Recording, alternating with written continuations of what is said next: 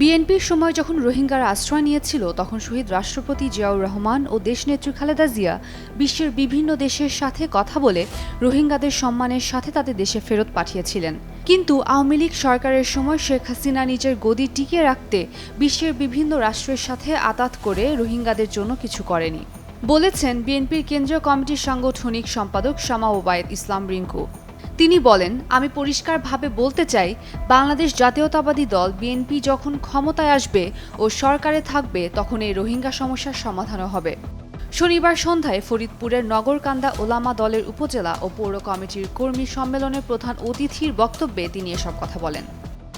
হাজার হাজার মুসলিমরা যখন তাদের দেশে ঠাঁই না পেয়ে আমাদের দেশে আশ্রয় নিয়েছিল তখন কিন্তু আমি সালদা নগরকান্দার আলেম ওলামাদেরকে অনেককেই চুপ থাকতে দেখেছি।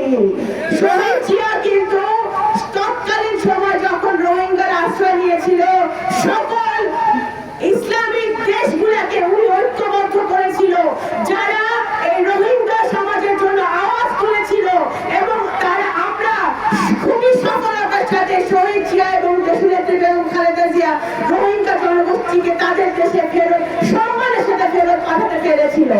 কিন্তু আওয়ামী লীগের সময় শেখ হাসিনা তার নিজের গদি ঠিক রাখার জন্য, ক্ষমতায় টিকে থাকার জন্য সে সকল দেশের সাথে আঘাত করেছে, কিন্তু এই রোহিঙ্গা সমাজের জন্য কিছু করতে পারে নাই।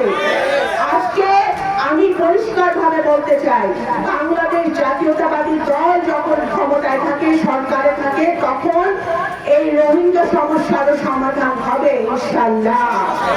তিনি আরও বলেন, দেশের গণতন্ত্র পুনরুদ্ধারে আলেম সমাজকে আরও ঐক্যবদ্ধ ভূমিকা রাখতে হবে। জনগণের অধিকার ফিরিয়ে আনার সংগ্রামে আলেমরা সবসময় অগ্রণী ভূমিকা পালন করেছে, ভবিষ্যতেও করবেন বলে তিনি আশা প্রকাশ করেন। ওলামা দলকে বিশেষভাবে ধন্যবাদ জানাতে চাই যে আপনারা এই দুর্যোগ আবহাওয়া সত্ত্বেও আপনারা একটি বিশাল সফল সমাবেশ করতে সার্থক হয়েছেন। এই জন্য আয়োজকদেরকে আমি বিশেষভাবে ধন্যবাদ এবং শুভেচ্ছা জানাই।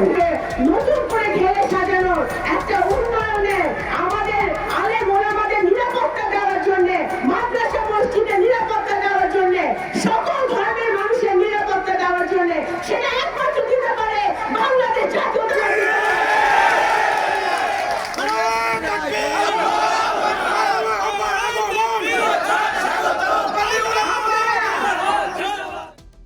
নগরকান্দা উপজেলা ও পৌর ওলামা দলের উদ্যোগে কর্মী সম্মেলনে বিএনপির স্থানীয় নেতারা উপস্থিত ছিলেন। পরে দেশবাসীর কল্যাণ কামনা করে দোয়া অনুষ্ঠিত হয়। উমের রুম্মান ক্রান্তি, ডেইলি সান।